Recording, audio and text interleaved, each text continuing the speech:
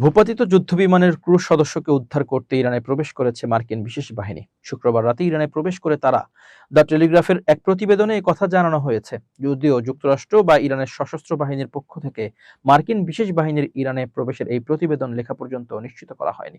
Iran তাদের আকাশসীমায় একটি মার্কিন F-15 যুদ্ধবিমান গুলি করে ভূপাতিত করেছে। বিভিন্ন প্রতিবেদন অনুযায়ী দুজন ক্রু সদস্য বিমান থেকে বেরিয়ে আসেন। আটকে পড়া মার্কিন বিমান সেনাকে খুঁজে বের করতে ইরান ও যুক্তরাষ্ট্রের মধ্যে প্রতিযোগিতা শুরু হয়েছে। যুদ্ধবিমান বিধ্বস্তের পর দুটি মার্কিন সামরিক হেলিকপ্টার এবং নিচু দিয়ে উড়ে যাওয়া জ্বালানি সরবরাহকারী বিমান নিয়ে পরিচালিত অভিযানে একজনকে উদ্ধার করা হয়। এ সময় তাদের উপর হালকা অস্ত্র দিয়ে হামলা চালানো হয়। কর্মকর্তাদের মতে ইরানের গুলিতে উভয় হেলিকপ্টারই আঘাতপ্রাপ্ত হয়। এর মধ্যে একটি ইরাকের আকাশসীমায় ফিরে যাওয়ার সময় ধোঁয়া ছাড়ছিল, যদিও শেষ পর্যন্ত তারা নিরাপদে অবতরণ করে। শুক্রবার রাত পর্যন্ত অপর মার্কিন বিমান সেনার অবস্থান অজানা ছিল। এদিকে ইরানের রাষ্ট্রীয় গণমাধ্যমে প্রচারিত ভিডিওতে দেখা যায় স্থানীয় মিলিশিয়ারা সেই বিমান সেনাকে খুঁজে বের করতে তল্লাশি চালাচ্ছে।